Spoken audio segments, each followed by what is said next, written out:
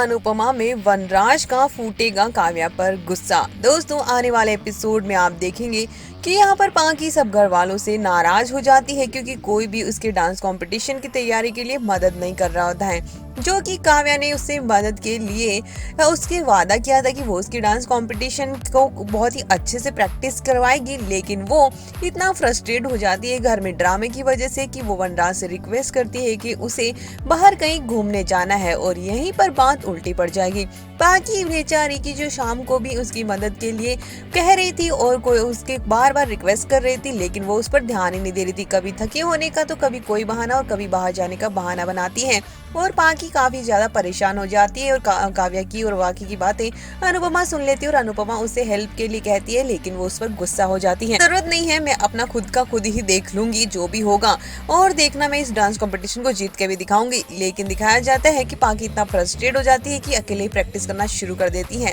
तो उसकी प्रैक्टिस करते देख अनुपमा समर और नंदिनी से रिक्वेस्ट करती है कि वो उसको जाके मदद करे और नंदिनी जैसे ही पहुंचती है, पाकी बुरी तरह से उस पर गुस्सा हो जाती है और किंजल उसे समझाती है कि बड़ों से ऐसे बात करते हैं क्या? अच्छा, तो मम्मी के पता नहीं कितने क्लोन घूम रहे हैं और वो उन दोनों पर तीनों पर भड़कती है और कहती है कि अगर मैं डांस कंपटीशन में हारी ना तो आप सब लोगों का बहुत ही बुरा हाल करूंगी। तो यहाँ पर अब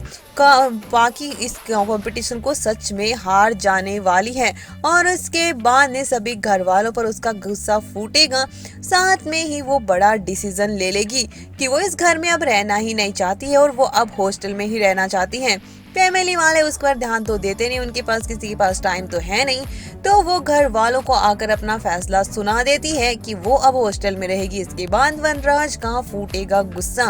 कि वो ना तो काव्या उस पर ध्यान दे रही है और ना ही अनुपमा, और काव्या पर तो बुरी तरह से भड़क जाएगा कि तुमने अगर बाकी से वादा किया था कि तुम उसकी डांस कंपटीशन की तैयारी करवाओगी तो फिर तुमने क्यों नहीं करवाई। और उसके बाद यहाँ पर बुरी तरह से काव्या पर भड़केगा और काव्या भी माफी मांगेगी। साथ में सभी लोग मिलकर पाकी को मनाते नजर आएंगे और वनराज के सामने पाकी बुरी तरह से रोएगी और अपने पापा के इतनी क्लोज है कि अब सिर्फ वनराज ही पाकी को मनाएगा और उसे किस तरह से रोकता है, या फिर पाकी अब अपना डिसीजन नहीं बदलेगी और हॉस्टल में रहने का फैसला कर लेगी। तो काफी कुछ इंटरेस्टिंग ट्विस्ट देखने को मिलने वाले हैं।